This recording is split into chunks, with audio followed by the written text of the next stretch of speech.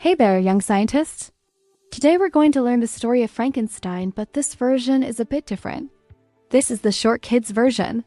So get ready to be amazed by this exciting story. Our story takes place a long time ago in a village nestled between tall, dark mountains and deep, scary forests. It was a simple village with cobblestone streets and houses with thatched roofs. There weren't any fancy gadgets or zippy vehicles back then. But one day, something amazing happened that changed everything. In the village lived a young man named Victor Frankenstein. Now, Victor wasn't just any ordinary guy. Oh no, he was a scientist, a seeker of knowledge, always asking, how does this work? Why is that the way it is? Unlike the other villagers who were happy with their simple lives, Victor dreamed of discovering the secrets of the universe.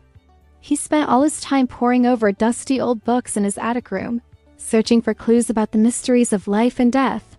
One day, while reading an ancient book, Victor came across a passage that made his heart race. It talked about how a wise alchemist once turned lead into gold, which was pretty cool but not what piqued Victor's interest. See, below that, scribbled in a different hand, was a question: what if we could create life itself?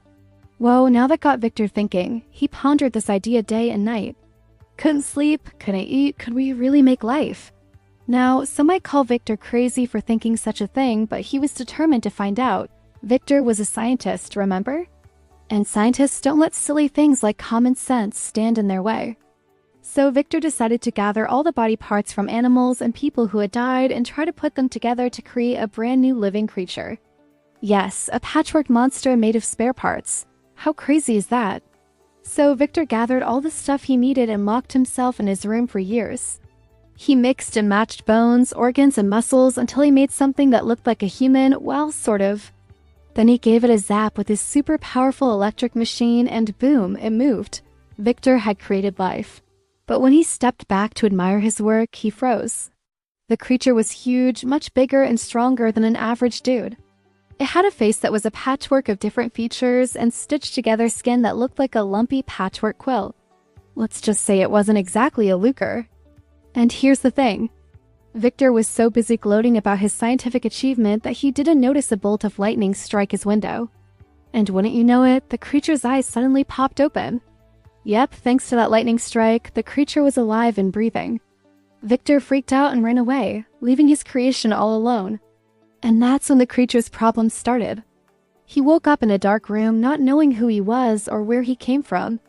Scared and confused, he stumbled outside and saw for the first time the towering trees, the sparkling lake, and the fluffy clouds. What is this place? He wondered. As he wandered around, he came across people and they screamed and ran away, calling him a monster and a freak. Poor creature didn't mean to scare them, but he was so big and ugly that people couldn't help but be terrified. Feeling sad and misunderstood, the creature retreated to the safety of the forest, hoping to find a friendly face. As he walked deeper into the woods, he came across a cozy cottage with smoke curling from its chimney. Peeking inside, he saw a family eating dinner and laughing together. The creature watched them for a while, feeling a pang of longing in his heart. Why can't I have a family too? He asked himself. Every night the creature snuck closer to the cottage, hoping to catch a glimpse of the family. He learned their routines and even practiced speaking like them.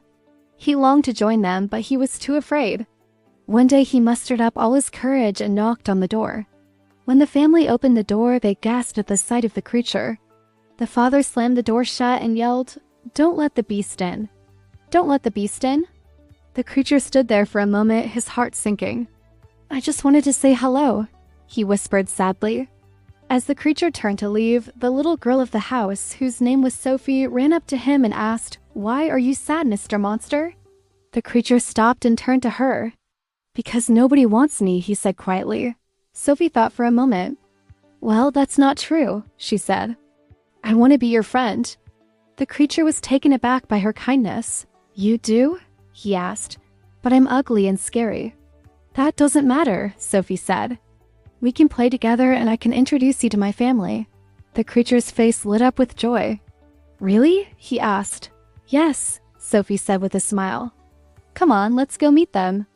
The creature hesitantly followed Sophie back to the cottage. When the family saw that Sophie had brought the creature back, they were hesitant at first. But when they saw how sad he was, they welcomed him into their home. For the first time in his life, the creature felt accepted and loved. He spent his days playing with Sophie and the rest of the family and his nights sleeping by the warm fireplace. He was so happy. But soon, some villagers heard about the monster living with the family and they got scared. They told the family they should get rid of the creature before it was too late. The family argued about what to do, but in the end, they decided to let the creature go. The creature was heartbroken. He didn't want to leave the family, but he knew he had to. As he packed his things, Sophie gave him a necklace she had made for him. "Take this," she said. "It will remind you of our friendship." The creature hugged Sophie goodbye and set off into the forest. He didn't know where he was going, but he knew he couldn't stay there anymore. Days turned into weeks and the creature grew older. He traveled all over the land, meeting new people and experiencing new things. But no matter where he went, he couldn't shake the feeling of loneliness. He missed his family so much. He thought about ending his life, but he didn't want to do that either. Just when he was about to give up hope, he heard a familiar voice. "You will not destroy yourself," the voice said.